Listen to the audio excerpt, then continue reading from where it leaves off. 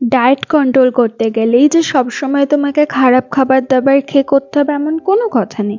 এরকম healthy and tasty খাবার খেয়েও কিন্তু তুমি ডায়েট কন্ট্রোল ইজিলি করতে পারো। দেখো, এই যে আমার সেই টেস্টি খাবার যেটাকে গিলতে গেলে আমার মনে হয় জীবন ওষ্ঠাগত হয়ে যাচ্ছে, এটা হচ্ছে সেই ত্রিফলা জুস, যেটাকে আমি রীতিমতন খেতে গেলে আমার বমি টমি সব পেয়ে যায়। যাই হোক, এই সকালবেলা সুন্দর একটা খাবার খেয়ে আমি স্নান টান করে নিলাম, কারণ এরপরে আমি কাজে লেগে পড়বো। দেখো, এই শাড়িটা আমি কমপ্লিট করেছি এবং এই শাড়িটা দেখে আমার কাছে সেম 3টে শাড়ি অর্ডার করেছে, যে তারা 3 বান্ধবী নাকি একই ধরনের শাড়ি পরে বেরোবে। আর আমার লাইফে প্রায়ই আমার ব্রেকফাস্ট স্কিপ হয়ে যায়, তার কারণ হচ্ছে আমি একটা ডায়েটের মধ্যে আছি, যেটা কিনা আমি জিম ট্রেনারের মাধ্যমেই নেওয়া।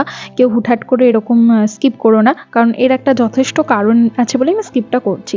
আর আমি এখানে 12:30 থেকে 1টার মধ্যে আমি আমার দুপুরের রুটিটা খেয়ে নিচ্ছি, কারণ আমাকে আবার জিমে যেতে হবে। আর পাশের পাড়ায় কোথায় পিকনিক হচ্ছে, হেভি সুন্দর সুন্দর গান বাজছে, আমি এখানে নাচ করছি আর আমার কাজ করছি। তো এরকম হলে আর কি লাগে বলো। তো যাই হোক, একটু দুপুরবেলা কাজকর্ম কমপ্লিট করে তারপরে আমি শুনলাম আজকে জিম বন্ধ, তাই নিজের গাছপালা নিয়ে একটুখানি খেলছিলাম।